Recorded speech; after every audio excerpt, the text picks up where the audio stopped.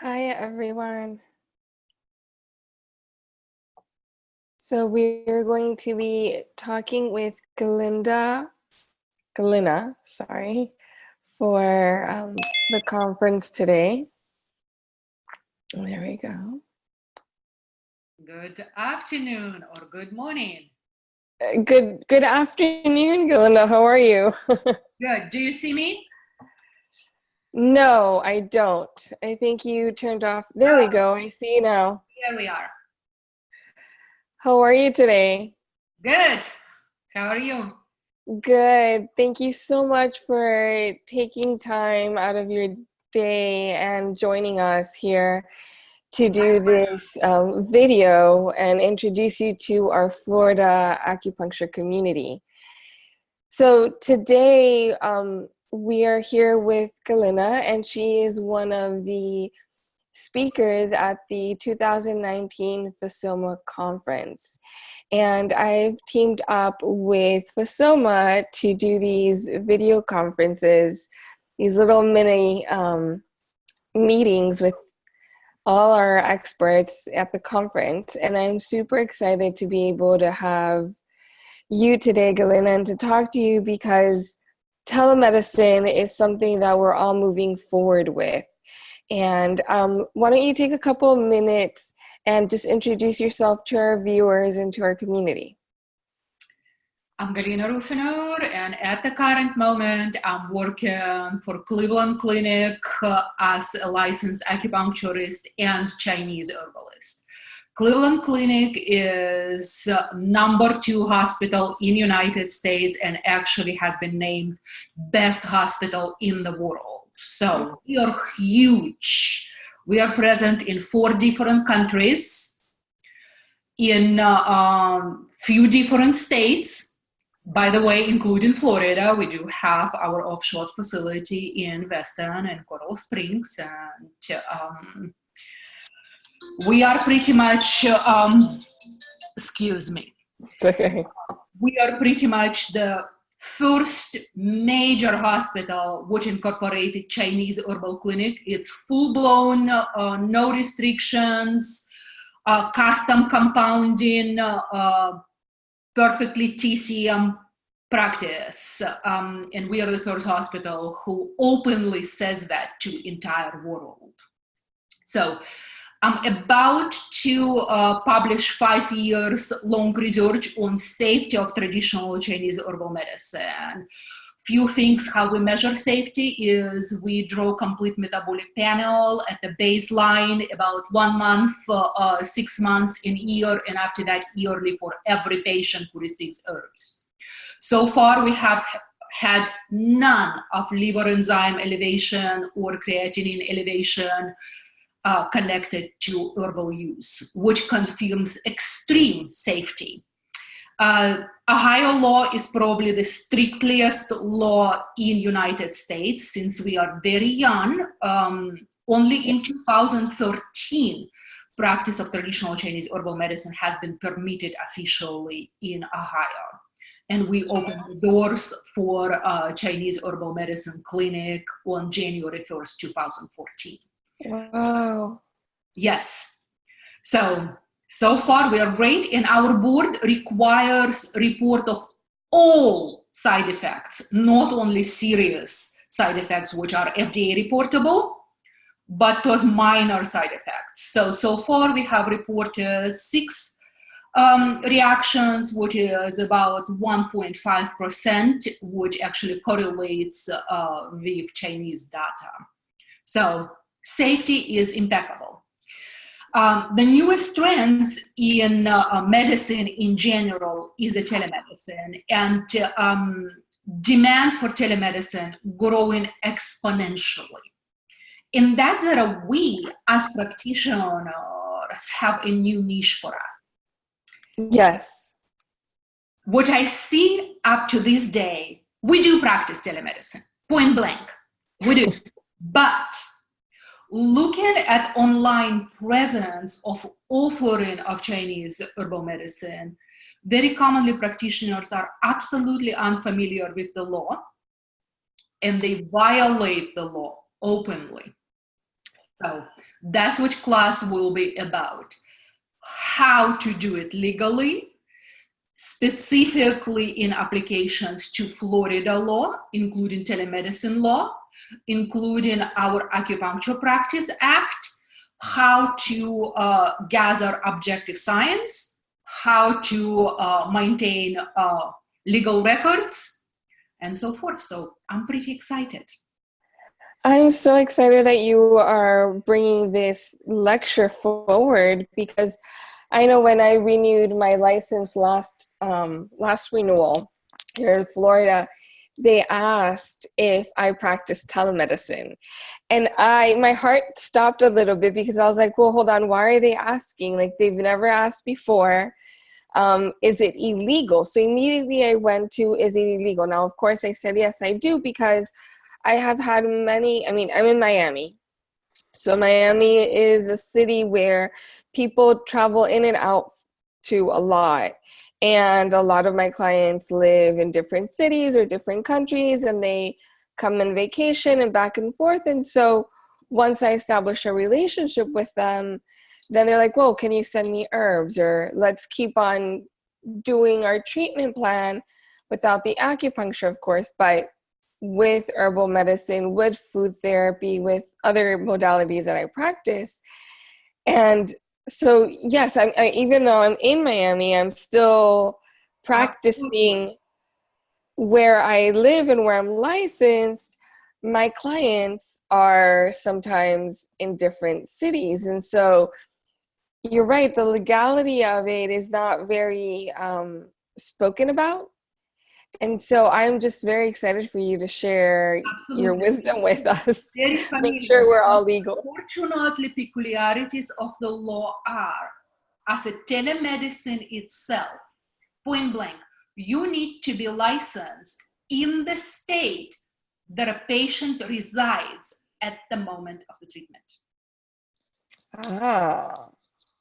Yes. That's good to know. So technically then, you shouldn't, if your client lives in, I don't know, Australia, then you can't really treat them with your herbs. International law is a little bit different. Okay. And international law so far is so all over the world. And with international law, it's much more difficult. Unfortunately, I was not able to gather the international law for every country. We will leave it to individual practitioner, because very commonly law is written in foreign languages, and so I speak few of them. I don't speak every foreign language in the world, and obviously documents are written in native language. Plus logistics of mailing of the herbs, responsibility for herbs contamination if they are purchased at the local markets. That is a big question, and do we want to be responsible for that? Because as a practitioner, we are responsible with our license if anything happens with the patient. Of course. So it's why that could be a pretty difficult practice. But yes, Florida being a snowbird state, yes, and it's one of the interests why I still maintain my active license in Florida, since I used to practice in Tampa Bay. So accordingly, my heart is still in Florida, and I'm actually looking for the opportunity to relocate back to Florida. We have a grandson in Cocoa Beach, so, family is calling. Oh, wonderful. Absolutely. And my Tampa Bay patients are still crying that I'm going to come back, but at least now in the legalities, I can attend my patients via telemedicine in Tampa Bay, which I'm currently actively doing. So, and that's because you hold a Florida license. Because correct? I hold active Florida license, absolutely. So another reason, as a Cleveland clinic, because we also actually implementing telemedicine in our clinic, hence my interest, because clinic right now is pushing any large Western hospital institution trying to reduce the cost of healthcare. And when we think about telemedicine, it's reduction of the spaces, reduction of the supportive personnel, accessibility of the patients. Like, let's say Cleveland Clinic has a clear goal, which Mihalevic just a couple months ago posted online. By year 2024, we have a goal to double amount of patients. In telemedicine? Not only telemedicine, in general, double amount of patients. But if we don't do telemedicine, it's logistically unrealistic, yes? Yes. Because all of the facilities, we cannot double amount of personnel, we cannot double amount of facilities. So it's actually very interesting slides. Then we look at statistical data from 2014, which distributed the questionnaire among Western medicine practitioners. 86% of them answered that they don't offer telemedicine and they don't think that there will be a demand. Mm-hmm. In 2017, only 3 years later, 76% of the practitioners offered telemedicine because demand was greater than they anticipated. Yes. Everyone is online. Everyone is on their computer, on their phone. Absolutely. And that's a pretty interesting remark. Yes. I was speaking at APA conference last year in Las Vegas, Nevada. It's those people who manufacture and sell supplements. Okay. One of very interesting speech presentations was on development of the industry. And actually, the person who is buying the most supplements, including herbal supplements, now is about 30 years old. Huh, that's interesting. Yes, so it's a younger generation. We think that it's older patients who will be having troubles with modern technology, but in reality, it's not. In regards of specifically supplement and herbal industry. And I can see that. Absolutely. One of the reasons why we don't see these patients in our clinic that much beyond fertility treatments, because they don't have time. Yes? They are right. at work and at home with couple kids. Yes. They're busy up to their eyeballs. They cannot take time off work, but they are very interested in us. So telemedicine, especially in the realms of herbal medicine, opens for us tremendous opportunities. But make sure that you practice your telemedicine within your licensed state. Absolutely legal. Yes. There's a lot of peculiarities, and it's not only telemedicine law, it's also each individual state law. Like, for example, Ohio acupuncture law states that we must have initial appointment in person. Ooh, oh, that's tricky. That's tricky, yes? Both sets of law, telemedicine and our acupuncture practice law. And to complicate the issues, and that's probably the future development for NCCOAM, for FSOMA, for all of our legislators, to develop a different set of standards of practice for herbal medicine. Because right now, herbal medicine is a red-headed foster child. It's kind of goes in attachment for acupuncture law. Yes. Sometimes it's mentioned in our practice, sometimes it's not. Sometimes, right. And that's what makes it very, very tricky. Florida state is much more polite in that subject. Our FSOMA and current legislators, past legislators have been amazing. We have probably one of the best scope of practice in the country. Yes, in Florida. We have an amazing scope of practice, and So FSOMA has done an amazing job at helping us maintain it. My such sincere thanks to all of our people who have been in Tallahassee and have been fighting for us. Yes, yes. Amazing. Yes. So, saying that, Florida telemedicine law specifically says that we do not need initial in-person encounter. So that's a win. Absolutely. That's a huge win. It's why our relationships can be established online. So good. very clearly written. So yes. that is a great advantage for us, but nevertheless, it does not eliminate the necessity for us to be licensed into states where patient resides. So far, the only exception of that rule is VA practitioners. Work for VA. VA has passed Cross-State Practice Act. So they can do prescriptions for veterans, doesn't matter in which state they live. Oh, that's wonderful. Yes, because veterans or any military personnel is always moving from state to state. And they absolutely don't need to change the physician, but only if you are an employee of VA. Yes? Oh, that's good. I know a lot of acupuncturists here in Florida that I don't know if they're an employee, but they definitely work with the VA in providing acupuncture. That's something what they need to clarify how it states in their agreement.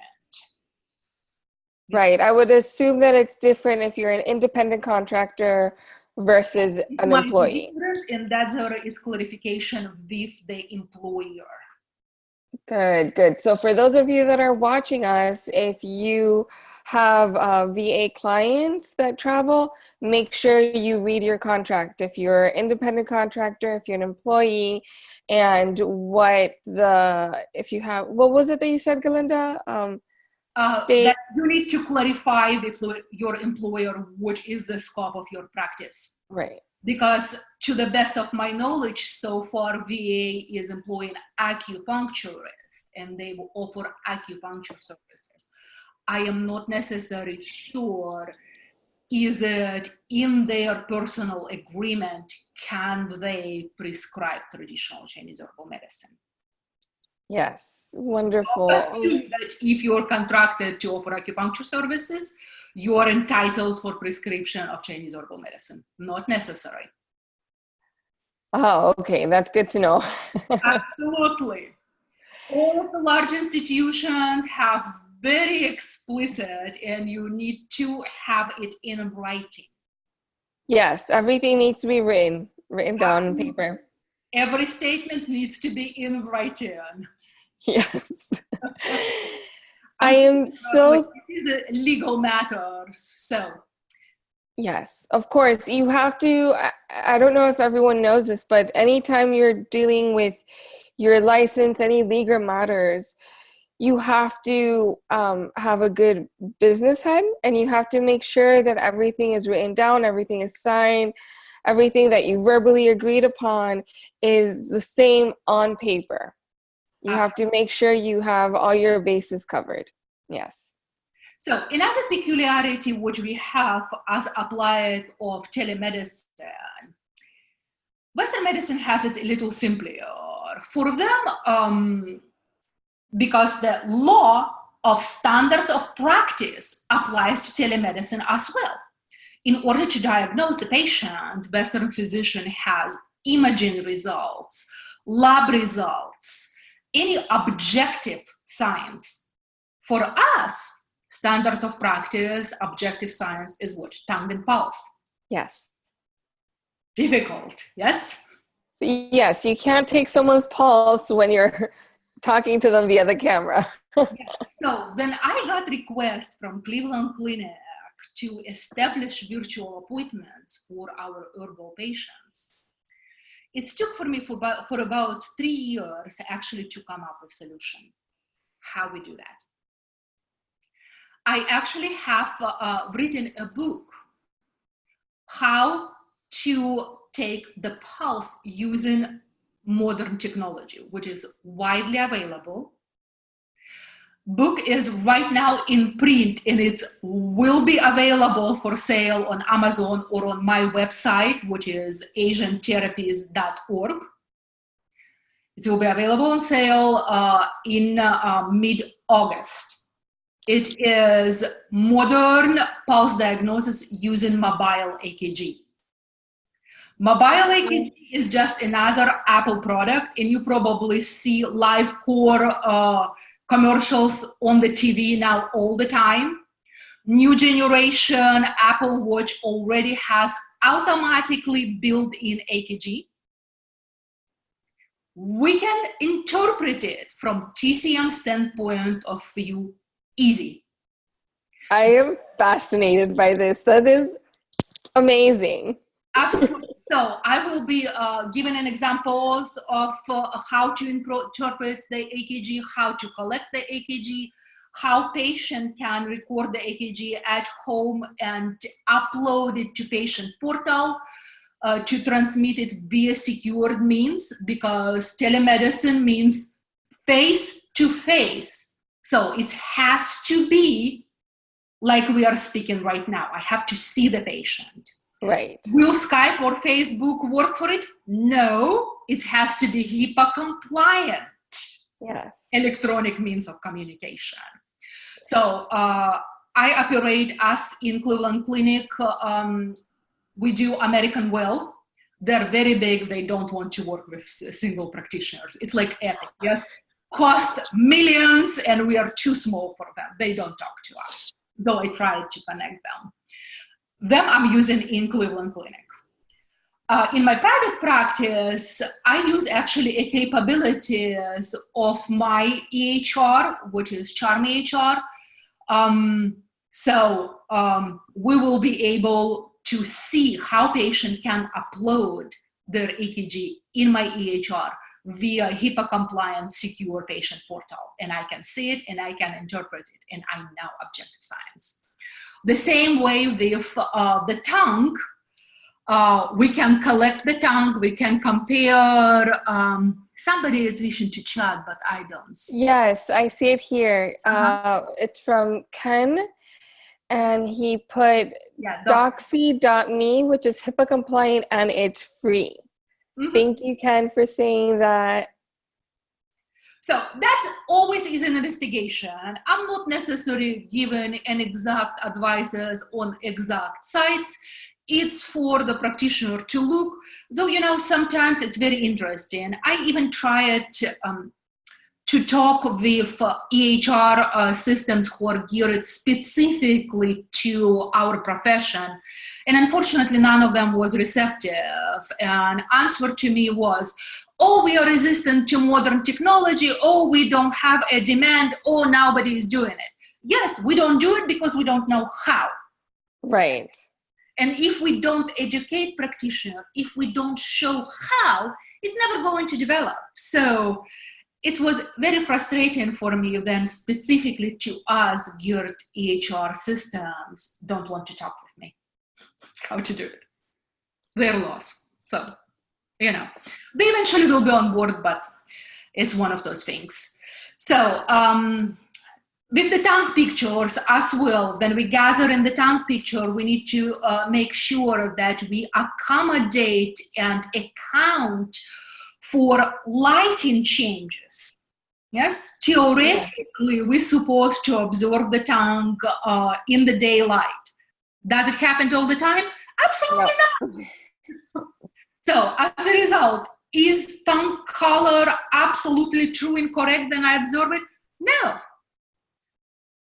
Patient come in different times, lighting is different, rooms are different, so it may change dramatically. It's why, by my opinion, when patient takes picture of their tongue and come to my class, I will show how to compare the colors and they do it every day, or let's say before an appointment.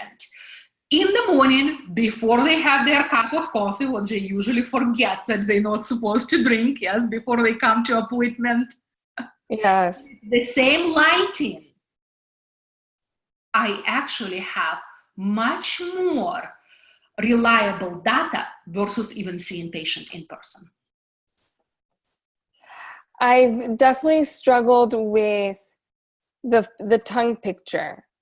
Mm-hmm. And I asked them, I'm like, step outside, make sure they have good sunlight, and then take a picture. And even then, sometimes the cameras are blurry, or the person is really nervous and they don't know how to take the picture. So yes, I think it's brilliant, everything that you're sharing and all the journey that you've had to be able to reach to this point where you can now teach us how to make sure we get a good image and diagnosis of the tongue and the pulse, which is super important. I am so excited to be able to attend your conference. I think we all need to go. If you live in Florida and you're practicing acupuncture here, you're licensed, you just need to go, because I definitely think that telemedicine is medicine of the future. And yes, it is medicine of the future. And by the way, we have that practitioner telemedicine questionnaire, which we are mandated to fill in with each license renewal. oh, Absolutely. It's actually effective 2016. oh. We actually had to fill in that questionnaire last renewal.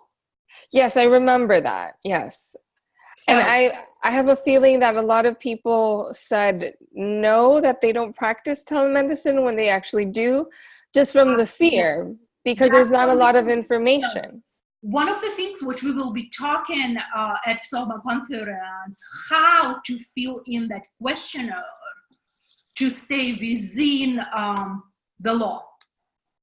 Good. So, that's important. Sorry, there was someone on an iPhone that raised their hand, and I just told them to please, if you have anyone that's watching us, if you have any questions or comments, just type it into the chat and we'll make sure to answer them for you. And let me go into our Facebook page. Oh, hi, Leanne. Leanne is watching us. If there's any questions, but definitely take a moment, everyone, and really consider joining the FSOMA conference if you're figuring out different ways to be able to grow and expand your business and to connect with clients and people that you know are going to benefit from you, but they live in different areas or just not in your city. They can't drive to you. Definitely Galinda's lecture is going to be extremely powerful for you to make sure that you practice within your scope of medicine, and you practice legally and safely for you and for your clients. And I know that as time goes on and as telemedicine becomes more popular, acupuncture becomes more mainstream, I have a feeling that there's going to be more rules and regulations, because I don't know in Ohio, but here in Florida, I've seen people practice herbal medicine without a license. Yes, and that is a big issue, and especially in electronic means of communication, Yes. in cybersecurity and all that. And again, at the class, we will be speaking about records and how to record. You probably know already that ICD-11 is already all put together. Yeah. We already have a website with ICD-11 chapter 26 TCM pattern codes up and running, beta version. So I already use our standard language of ICD-11 as my diagnostic codes. for my purposes. So we will be speaking about that. And I have a really big feeling that the moment ICD-11 in 2022 becomes a standard, we will be mandated to do EHR, electronic healthcare records. Yes, and I think we should all slowly start getting into that. Slowly start looking at that. And my deep advice to all of us, take a look at World Health Organization published standard terminology manual, which actually active since 2007. Terminology in that manual is not what we learned in school, okay? Language is different. Accordingly, it possesses a little bit difficulty to comprehend ICD-11. We all study our terminology. It's not a Machiosha terminology. Okay? No. And just one of the staggering point for me when I was writing my book, actually let me grab my book and show for you the cover of it.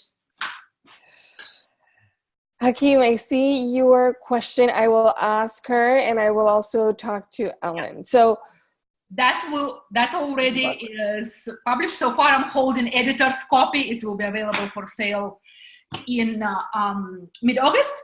But then I was writing it. I looked specifically at description of TCM pulses in our standard terminology manual.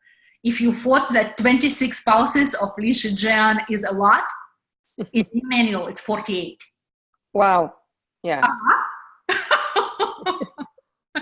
So that actually was literally wow for me and so forth. So we will be talking about all that in the class explicitly. I'm so excited for this class. So we have another question in our chat. Is FSOMA considering offering this as a standalone CEU class? Because I cannot make it to the conference, but I would gladly pay for the content of the lecture. So Galinda, is that something that you are open to? To the best of my knowledge, FSOMA usually does audio recording and you will have my PowerPoint. But in all reality, if you will go on my website, asiantherapist.org, I do offer some CEU classes. So far, it's record keeping and how to practice TCM herbal medicine, how we do it in Cleveland Clinic, is active class. And I have 4 more classes pending, including class on telemedicine, which is right now is getting submitted to NCCOM for PDA approval. And it also will be a pulse interpretation based on mobile APG class. And I have few other classes like nutraceuticals and herbal medicine combination. So there will be quite a few classes. And yes, they will be available. Telemedicine class probably will be available online somewhere in September. So it will meet this renewal deadline. Absolutely. Wonderful. Thank you. And yes, for those of you watching, if you are a FSOMA member, one of the perks of being a member is that if you aren't able to attend the conference, FSOMA records some of the lectures and there will be available to you for a lifetime as long as you have the membership. So membership, you can pay monthly, $25, or per year. So you have different options to play with, which I think is fantastic. And then Hakeem said, fantastic, thank you, great lecture, and thank you for today's chat. So I think we're going to wrap up for today. I know you're very busy, but if you can tell us again the name of your website and the book that you are going to be releasing in August, for those of you that won't be able to join us at the conference, at least they have a way to get access to your amazing book, which I definitely am going to get my hands on as well. And then if you have any final tips or suggestions for our Florida community before we go. I'm so excited to present the class. I hope that we as a community can prosper. I definitely suggest for all of our Florida practitioners, please unite, join FSOMA, stand strong. So far, every one of us, membership and donations for our legal fund and our law of practice regulations has been instrumental. We have done a great job supporting FSOMA. Please continue to do so because that pays back. We have the best practice law in the country. So that is the great achievement. Book can be purchased through my website. It's asiantherapies.org. Perfect. asiantherapies.org. Again, thank you, Galina. This has been an amazing... On Facebook. I was a good girl. I actually published a Facebook page yesterday. Yes, an achievement, because usually I don't have time to do social media, but I try it. So, and I was absolutely happy to connect with you. And if anything, you can email me as well. It's Galina Roofener, yes, gr@asiantherapies.org. Yes, thank you. And I saw that you opened your Facebook page, and I'm going to add you to our Florida Acupuncturist group. So everyone that is in our Florida Acupuncturist group page on Facebook, you have access to Galina through that as well. So thank you again. I look forward to seeing you at the conference. This has been amazing, insightful for all of us to keep on growing and learning and making sure that we practice safely and legally. Thank you, all of you guys. I hope to see you all on Saturday morning. Then my lecture is projected to be at FSOMA. Thank you. Wonderful. Thank you. Bye. Bye-bye.